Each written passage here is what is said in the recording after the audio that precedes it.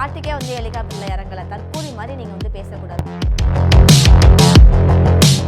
என் பையனே போனாலும் பரவாயில்ல, என் பையனுக்கு ஈக்குவலா நீங்க இருக்கிறீங்க அப்படின்னு எங்க அண்ணனை பார்த்து சொல்றாங்க. அவங்களே வந்து நார்மலா இருக்கிறாங்க, நீங்களே ஏன் ஆடுறீங்க அப்படின்ற மாதிரி. இந்த 2 மாசம் என்னாச்சு? ஏன் இப்போ போயிட்டு தோ வந்து கொண்டிருக்கிறார், தலை சீவி கொண்டிருக்கிறார்லாம் பேசுனது. அவங்க அந்த அளவுக்கு வந்து களப்பணியில முக்கியமா இருந்தாங்க. வரும்போதே வந்து நீங்களும் உரமா உட்காந்து வேடிக்கை பார்த்துக்கிட்டு வரல ரோட்டை. இவரையுமே நசுக்கி கொண்டு இருப்பாங்க கூட்டத்துல, மக்களோட மக்களா. இன்னும் நிம்மதியா இருந்திருக்கலாம் தமிழ்நாட்டு மக்கள். கவர்மெண்ட் வேலை வேணும்னு நினைக்கிற பல பேர் இப்படி ஒரு செயல்பாடுகளில் ஈடுபட மாட்டாங்களா? கூட்டத்துல போய் நசுங்கி சாவணும்னா துக்கம் தொண்டை அடைச்சதுனால 2 நாள் கழிச்சு அந்த வீடியோ போட்டிருந்தாங்க. அது ஃபர்தரா நம்ம வந்து தண்ணி நிறைய குடிச்சிருந்தா சரியா இருக்கும். என்ன குடிச்சிருந்தாலும் சரியா இருக்காது. முன்னாள் சிஎம் அப்படின்ற மாதிரி தான் சொல்ல வந்தேன். நான் முன்னால நான் வந்து விட்டுட்டேன் சரி எதுக்கு அப்படின்ற மாதிரி. நீங்க என்னைக்குமே முன்னாட்களை ஞாபகம் வச்சது இல்லையா? அதனால தான் கரூரில் அத்தனை பேர் நடந்தாங்க. எல்லா மக்களையும் சந்தோஷமா வச்சுக்கக்கூடிய சிஎம் வேணுன்றதுக்காக அவங்க வந்தாங்க. அந்த ஒரு போராட்டத்துல அவங்க வந்து இறந்துட்டாங்க. போராட்டத்திலயா? போராட்டம் மாதிரி தான். 32 பேர் வீட்டுக்கு வேலை கொடுத்துருக்காங்க. அதில் 5 பேர் வந்து வேணான்னு சொல்லிட்டு தூக்கி போட்டு போயிட்டாங்க. அவங்க வந்து ஆளுங்களா இருப்பாங்க. 200 ரூபாய் 300 ரூபாய் காசு வாங்கி நிக்காம ஓடு ஓடு ஓடு ஓடு ஓடு ஓடு ஓடு ஓடு ஓடு ஓடு ஓடு ஓடு ஓடுறாருப்பா ஓடுகாலி. வணக்கம் மக்களே. இன்னைக்கு இப்படி ஓடு ஓடுன்னு ஓடுன ஒருத்தரை பற்றி தான் இன்னைக்கு பார்க்க போகிறோம். அதுக்கு டிஸ்கஸ் பண்ண முக்கியமான ஒரு ஆள் கூட வந்திருக்காங்க. வணக்கம் மேடம். கருப்பு தான் எங்களுக்கு பிடிச்ச கலரு. டொய்யும் டொய்யும். அவர் கண்ணு ரெண்டும் தமிழ்நாட்டை மயக்கும் 1000 வால்ட் பவரு. ஆனால் எங்கேயும் கரண்ட் இல்லையா? ஒரு 2 வாட்ஸ் அப்படி இப்படி தள்ளினார்னா நல்லா இருக்கும். பாட்டு நீங்கள் பாடினீங்களேன்ட்டு நான் பாடினேன். சரி சரி சரி, ரொம்ப நல்லது. நேற்று கரூர் ஸ்பீச் பார்த்தீங்களா? எப்படி இருந்துச்சு? எப்படி மாசா இருந்துச்சா? அப்படியே ஃபயர் 2 பக்கமும் பறந்துச்சா? அதுக்கு தான் நீங்க பேசுன்னு சொல்றீங்கல்ல, பேசுனா தாங்க முடியுதா உங்களால? அனல் அந்த அளவுக்கு அனல் பறந்துச்சு நேற்று. நீங்க நேர்ல போயிருந்தீங்களா? ஆமா, நேற்று நான் அங்க போயிருந்தேன். அங்க போயிட்டு அதுக்கப்புறம் இப்ப இல்ல, அன்னைக்கு போயிருந்தீங்களான்னு கேட்டேன். அன்னைக்கு போயிருந்தா இன்னைக்கு இருந்திருக்க முடியாது, அதனால அன்னைக்கு போகல. நேற்று கவர்மெண்ட் வேலை மிஸ் ஆயிருச்சுன்னு ஃபீல் பண்றீங்க? எனக்கா கிடைச்சிருக்கும், என் வீட்டில் இருக்கிறவங்களுக்கு கிடைச்சிருக்கும். வீட்டில் இருக்கவங்களுக்கு கூட எதுவும் கிடைச்சிடக்கூடாதுல்ல? கூடாது கூடாது. நமக்கு கிடைக்கலன்னா அது யாருக்குமே கிடைக்க கூடாது, அது யாரா இருந்தாலும் சரி. ஆனால் இந்த அரசாங்க வேலை கிடைக்கிறதுல பெரிய சிக்கல்கள் இருக்கு, அவங்களுக்கு கொடுக்கவே கூடாதுன்னு பல பேர் விமர்சனம் பண்ணிட்டு இருக்காங்களே. அவங்களுக்கு வந்து பொறாமை அப்படின்னே சொல்லலாம். ஆமா, ரொம்ப நாள் கஷ்டப்பட்டாங்க, உழைச்சி படிச்சு ராப்பகலா தண்ணி வச்சு படிச்சு லைட்டு வச்சு படிச்சு பல நாள். அதுவும் உங்கள் ஆட்சி வந்ததுக்கப்புறம் கரண்ட் கட்டு வேற, இதில் 26 இடங்கள் வேற தான் நீங்கள் அனௌன்ஸ் பண்ணியிருக்கிறது. இதை மீறி 31 பேருக்கு அரசு வேலை கொடுக்கறது. இப்போ இதெல்லாம் இருக்கும்போது கொஞ்சம் வயிறு எரிய தானே செய்யும். ஏன்னா அவ்வளோ படிச்சவங்க உழைச்சவங்க. அவங்க வந்து என்னதான் வந்து சுதந்திர போராட்டத்தில் ஈடுபடலை, நாட்டுக்காக வந்து போர் புரியலை, இதில் அப்படிலாம் ஒன்றும் இறக்கலை. ஒரு அண்ணனை பார்க்க போய் தான் இறந்துருக்குறாங்க. அண்ணன் தனியாகவே 20 லட்சம் கொடுத்துருக்காரு. அண்ணா 1 லட்சமே கொடுத்தா கூட இப்போ யாரும் கேள்வி கேட்க நிவாரண நிதி கொடுத்துருக்காங்க. அரசாங்க சார்பில் இருந்து 10 லட்ச ரூபா நிவாரண நிதி கொடுத்துருக்காங்க. இதுக்கு மேலே இப்போ அரசாங்க வேலை கொடுக்கறது அப்படிங்கிறது வந்து எந்த அளவுக்கு சரியா இருக்கும்னு நீங்க நினைக்கிறீங்க? உங்களுக்கு புரிய மாட்டேங்குது. இப்போ வரைக்குமே ஒரு உயிரை இழந்துட்டு அவங்க வந்து வருத்தத்தில் இருக்கிறாங்க. அதை நிவர்த்தி பண்ணணும்னா இது ஒன்று தான் அவங்களுக்கு வந்து, இது கூட நிவர்த்தியான வழின்னு சொல்லிட முடியாது. இப்போ அங்கே இருக்க பேரண்ட்ஸ்லாம் என்ன சொல்கிறாங்க, என் பையனே போனாலும் பரவாயில்ல, என் பையனுக்கு ஈக்குவலாக நீங்கள் இருக்கிறீங்க அப்படின்னு எங்கள் அண்ணனை பார்த்து சொல்கிறாங்க. அவங்களே வந்து நார்மலாக இருக்கிறாங்க, நீங்களே ஏன் ஆடுறீங்க அப்படின்ற மாதிரி. இந்த 2 மாதம் என்னாச்சு? ஏன் இப்போ போயிட்டு? அதான் ஆட்சி அமைச்சோன்னா முதலமைச்சராக போகணும் அப்படின்ட்டு ஒரு அந்த இலக்கு ஒன்று தான் நம்மளுடைய பார்வையில் அப்படின்ற மாதிரி. இப்போ அந்த சம்பவம் செப்டம்பர் 27 நடந்துச்சு. அன்னைக்கு நைட்டே அங்கேருந்து பேக் பண்ணி அனுப்புனது யாருன்னு பார்த்தீங்கன்னா வேற ஆளுங்க தான் இருந்தா இவருக்கு வந்து ஆபத்து நடந்திருக்கும். இவரையுமே நசுக்கி கொண்டு இருப்பாங்க கூட்டத்துல, மக்களோட மக்களா. இன்னும் நிம்மதியா இருந்திருக்கலாம் தமிழ்நாட்டு மக்கள். இல்ல மாறுவேஷம் போட வச்சு ஏதாவது பண்ண வச்சு இவரையுமே பண்ணிருப்பாங்க. அப்போ வந்து இந்த புது ஆட்சி வந்திருக்காது, ஊழல் இல்லாத இந்த ஆட்சி வந்திருக்காது. அதனாலதான் அவங்க நம்ம உயிரை காப்பாத்திக்கணும் அப்படின்றதுக்காக தான் வந்தாங்களே ஒழிஞ்சு மற்றபடி பயம் இல்லை. வீடியோ 2 நாள் கழிச்சு ஏன் துக்கா அந்த வீடியோ போட்டாங்கன்னா பேச முடியலை, தொண்டை அப்படியே அடைச்சிக்கிச்சு. துக்கும் தொண்டையை அடைத்து கொண்டது அந்த மாதிரி 2 நாளைக்கு அப்புறம் ஆமா, இப்ப பேசும்போது கூட அதுதான் சொல்லியிருந்தாரு. அவ்வளோ வேதனையில இருந்தேன் நானு அப்படின்ட்டு. ஸோ அதுக்காக வந்து துக்கம் தொண்டை அடைச்சதுனால 2 நாள் கழிச்சு அந்த வீடியோ போட்டிருந்தாங்க. அது ஃபர்தரா நம்ம வந்து தண்ணி நிறைய பார்த்தோம். குடிச்சிருந்தா சரியா இருக்கும். என்ன குடிச்சிருந்தாலும் சரியா இருந்திருக்காது. ஏன்னா அந்த அளவுக்கு துக்கம். அந்த அளவுக்கு அடப்பு. ஒரு உயிர் 2 உயிர்னா பரவாயில்ல, 41 உயிர் யாரால தாங்க முடியும்? ஒரு பெரிய டிசாஸ்டர் மாதிரி தான். இப்போ சுனாமி இந்த வெள்ளம்லாம் இருந்தாங்கல்ல, அதை விட தாண்டின ஒரு துக்கம். குழந்தைகள், பெண்கள், வயதானவர்கள் எல்லாருமே அந்த மாதிரி ஒரு துக்கம் இருந்ததுனால தான் அவர் வந்து லேட்டாக அந்த வீடியோவை போட்டார். ஸோ இப்போ வந்து துக்கம், இப்போவும் அதே துக்கம் அவர் மனசில் ஆறாத தழும்பா இருக்குன்ற மாதிரி சொல்கிறாரு. இதை வந்து நீங்கள் அரசியல் படுத்தாதீங்க. இது வந்து ஒரு விபத்து நடந்துடுச்சு. அண்ணா அதுக்காக எல்லாமே பண்ணியிருக்காரு. யாருமே செய்யாதது இது. கவர்மெண்ட் வேலையை கொடுக்காது. ஏன்னா இதுக்கு முன்னாடி பார்த்தீங்கன்னா மகாமகம் ஜெயலலிதா அம்மா ஆட்சியில் 2012 நினைக்கிறேன். அப்போ கும்பகோணத்தில் மகாமகம் நிகழ்ச்சியில் கூட்ட நெரிசலில் இறந்தாங்க. ஸ்டெர்லைட் விவகாரத்தில் சூடுபட்டு இறந்தாங்க. அவங்களுக்குலாம் அரசு வேலை யாருமே தரலை.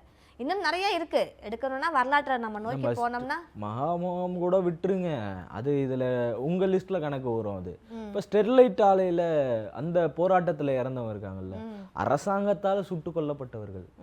நம்ம அது என்னைக்கும் இல்லைன்னு சொல்லிட முடியாது. அவங்களுக்கு வேலை நிவாரணம், அந்த ஆட்சி நடந்தப்ப நிவாரணமே கொடுக்கல அவங்களுக்கு. அந்த அளவுக்கு கொடூரமா இருந்தாங்க. ஆனா இன்னைக்கு இந்த 41 பேருக்கு 20 லட்சம் பணமும் கொடுத்துருக்காங்க. அந்த குடும்பங்களுக்கு அரசு வேலையும் அவங்க தர்றாங்க அப்படின்னா அந்த மனசு. அதுதான் நானும் கேட்கிறேன், எதுக்காக அவங்க வந்தாங்க? எதுக்காக வந்தாங்கன்னா, நமக்கு ஒரு நல்ல சிஎம் வேணும், லஞ்சம் இல்லாத ஒரு ஆட்சி கொடுக்குற சிஎம் வேணும், ஊழல் இல்லாத ஒரு தமிழ்நாட்டை கொடுக்குற சிஎம் வேணும், ஒரு நல்ல எல்லா மக்களையும் சந்தோஷமா வச்சுக்கக்கூடிய சிஎம் வேணுன்றதுக்காக அவங்க வந்தாங்க. அந்த ஒரு போராட்டத்துல அவங்க வந்து இறந்துட்டாங்க. போராட்டத்திலயா? அதுவும் மினி போராட்டம் மாதிரி தான். அப்போ அதுல இந்த லைட் ஆஃப் பண்ணி போட்டது, 7 மணி நேரம் லேட்டா வந்தது, அது வந்து உங்களுக்கு டிராஃபிக் இஷ்யூ. லேட்டா வேணும்னே வந்து வரல யாருமே.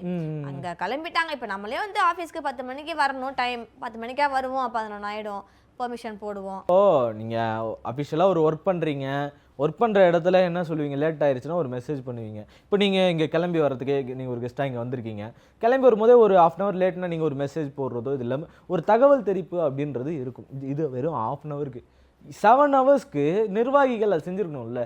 தோ வந்து கொண்டிருக்கிறார், தலை சீவி கொண்டிருக்கிறார்லாம் பேசுனது. அவங்க அந்த அளவுக்கு வந்து களப்பணியில் முக்கியமாக இருந்தாங்க. வரும்போதே வந்து ஜன்னல் உரமாக உட்காந்து வேடிக்கை பார்த்துக்கிட்டு வரல ரோட்டை.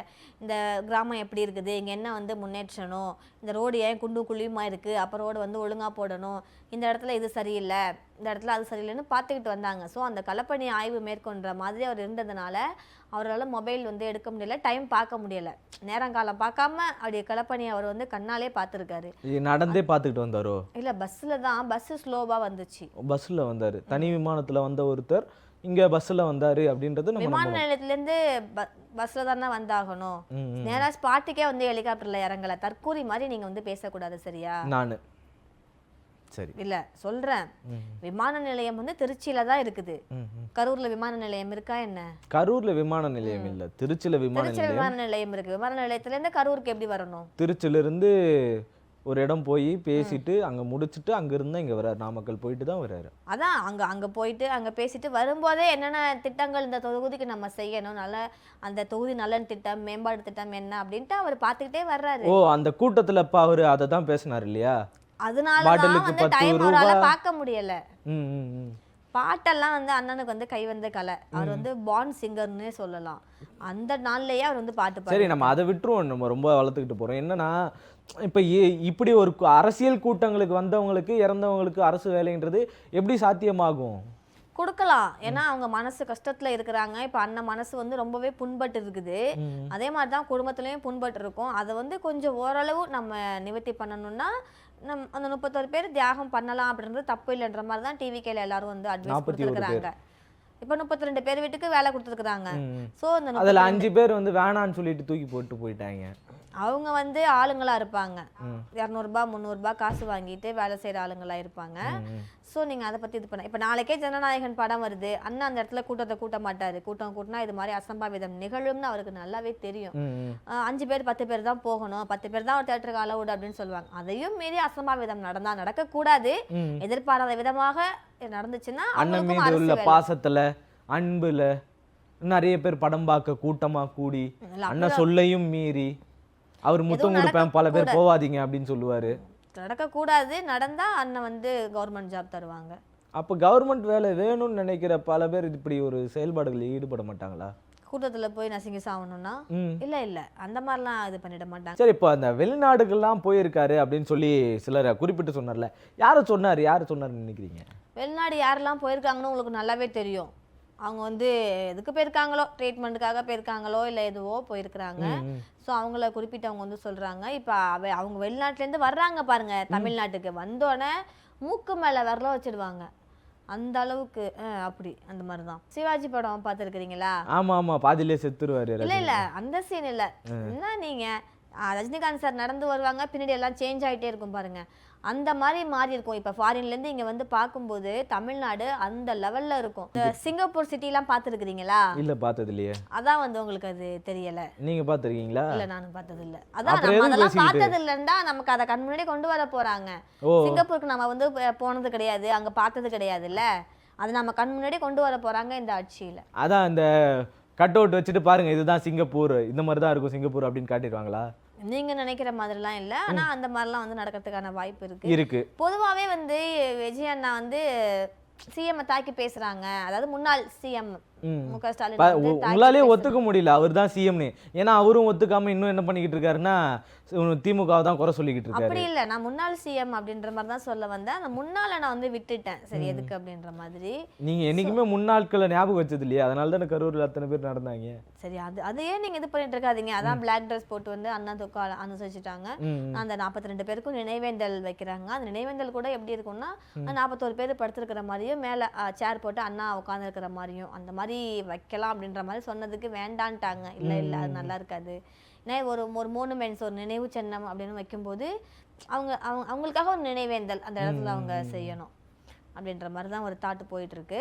ஸோ எப்போ பார்த்தாலும் அப்பாவை இழுக்கிறாரு, அப்பாவை திட்டாமல் அப்பாவை இழுக்காமல் இருக்க முடியாதுன்ற மாதிரி நிறையா பேர் கேட்குறாங்க. உண்மை அதுதானே, அப்பாவை இழுக்காமல் அவர் இருக்கவே மாட்டாரு. ஏன் அப்பா மீது அவ்வளோ அன்பா இருக்கு? இது வந்து